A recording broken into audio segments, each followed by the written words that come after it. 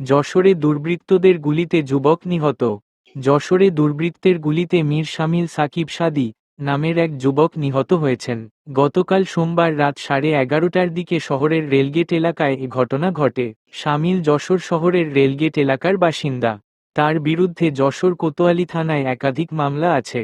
Police জানায়, শামিল যুবলীগের শহর শাখার বহিষ্কৃত নেতা ও শীর্ষ সন্ত্রাসী মেহবুব ম্যানসেলের সহযোগী ছিলেন। পুলিশ ও কয়েকজন প্রত্যক্ষদর্শী সূত্রে জানা গেছে, গতকাল রাতে চাচাতো ভাই রাকিবের সঙ্গে মোটরসাইকেলে বাড়ি ফিরছিলেন শামিল। বাড়ির সামনে পৌঁছালে দুই অজ্ঞাতনামা ব্যক্তি শামিলকে ছুরিকাঘাত করে। এই সময় রাকিব এক দুর্বৃত্তকে ঝাপটে ধরেন। তখন তারা শামিলকে লক্ষ্য করে কয়েকটি গুলি ছোড়েন এবং রাকিবকে আঘাত করে পালিয়ে যান।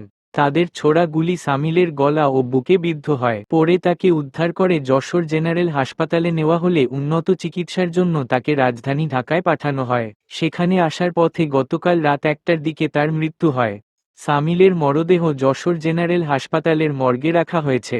ঘটনার পরপর পুলিশের ঊর্ধ্বতন কর্মকর্তারা ঘটনাস্থল পরিদর্শন করেন।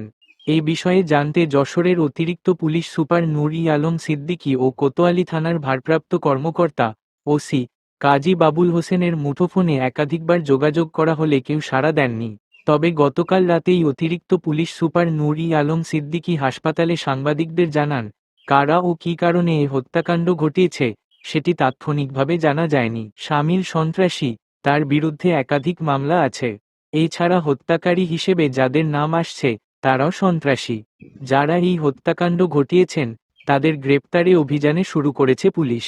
পুলিশের দাবি, শামিলের নেতৃত্বে রেলগেট এলাকায় মাদক ব্যবসা, চাঁদাবাজি, হাটবাজার ইজারার নিয়ন্ত্রণ করতেন মেহবুব ম্যানসেল। শামিলকে যারা হত্যা করেছেন তারাও মেহবুবের সহযোগী হতে পারেন।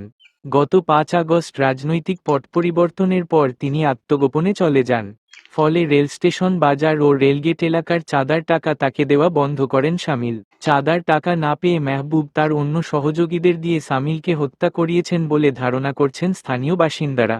রেলগেট এলাকার একাধিক বাসিন্দা নাম প্রকাশ না করার শর্তে জানান, 2013 সালের 9ই ডিসেম্বর যশোর শহরের কোর্ট মোড়ে হত্যার শিকার হন তৎকালীন জেলা ছাত্রদলের সহসভাপতি কবির হোসেন। এতে মীর শামিলের বিরুদ্ধে জড়িত থাকার অভিযোগ ওঠে।